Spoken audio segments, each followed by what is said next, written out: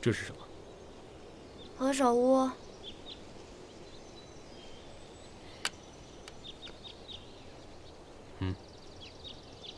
藿香。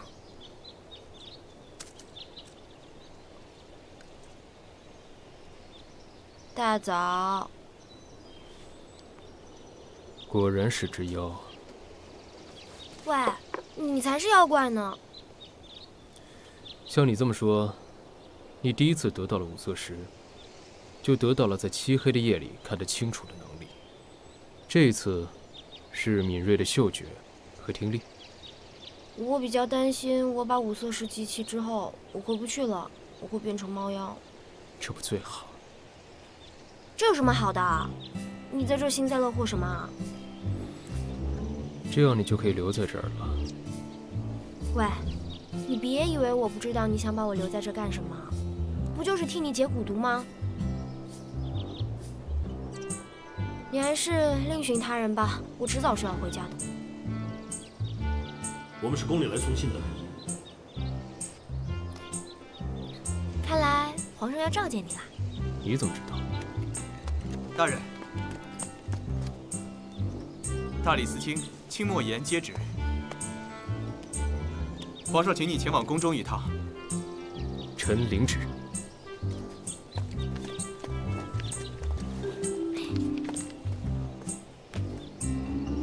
我没说错吧？你也收拾一下东西，随我一同入宫。为什么？皇上这次指明也要召见你。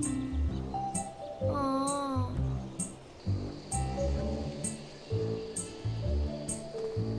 皇上干嘛没事召见我呀？该不会把我当成妖怪杀了吧？有我在，你怕什么？就算有你在，可那毕竟是皇上啊。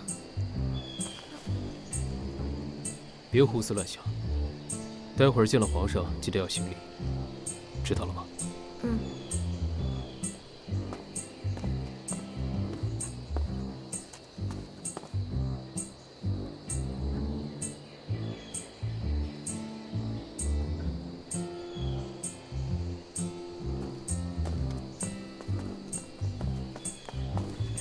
臣参见皇上。陆小兰参见皇上。啊，免礼。你就是大理寺新来的衣冠助理，卢小兰。是。不必紧张，朕今天召你来，是因为听说上次你救了太子一命，立了大功。原来是因为这个事啊，我还以为我犯了什么死罪呢。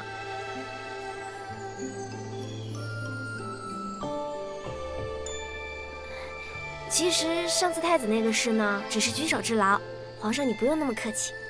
请皇上恕罪，微臣教导无方，这如姑娘还不懂宫里的规矩，望皇上开恩。难得还有这么直率的丫头，难怪太子总是提起你。今日朕也算是见识到了如姑娘的特别之处。好，朕打算好好的奖赏奖赏你。说吧，你有没有什么喜欢的东西？什么都可以。真的什么都可以吗？嗯。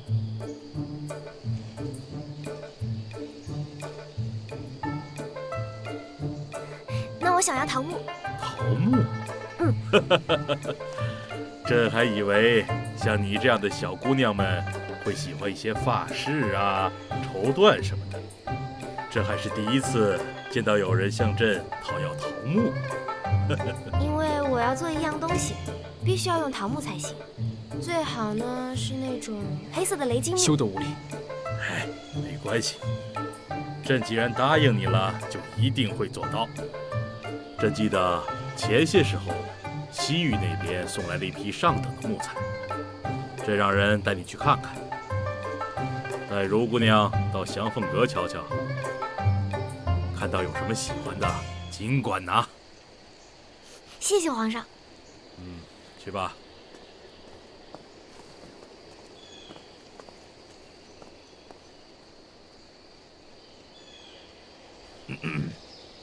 皇上，朕还是第一次见到大理寺卿对一个姑娘如此上心。启禀皇上，这如姑娘她不懂规矩，微臣只是怕她闯祸。哦，